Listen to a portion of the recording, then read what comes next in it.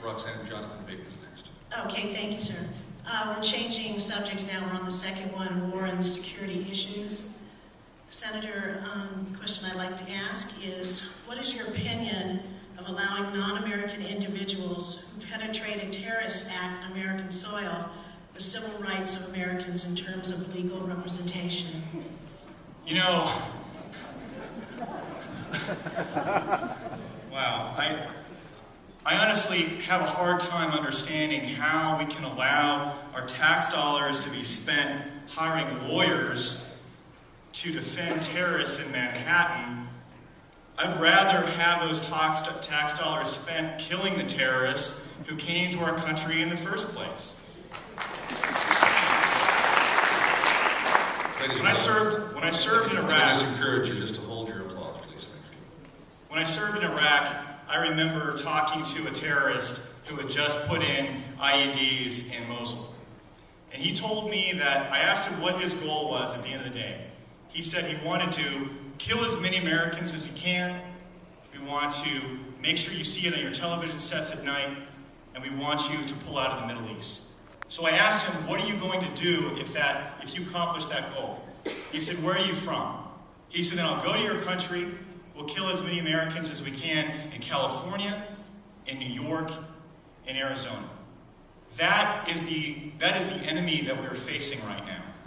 Why would they deserve the same rights as American citizens?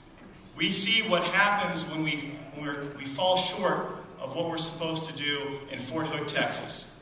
We saw what happened when we tried to have a PC approach to this. We knew that this terrorist was going, or this guy, this psychiatrist, was talking to supporters in Yemen for terror, and yet we did nothing. We need to change that, and we need to crack down in the United States the same way we're doing in Afghanistan and Iraq. Great, thank you. Next question is for Andy. What would your strategy be to control North Korea and Iran and their use of nuclear weapons and warfare in 2 minutes? Oh boy. Well, I can't really pass, can I? Look, the Iranians, I believe we just sanctioned them today. Our sanctions are being mentioned. Sanctions are not, in and of themselves, a solution, because we have a weak administration right now. We have a weak presidency who does not understand foreign policy. They don't have the will to back up their words. It's all bark and no bite.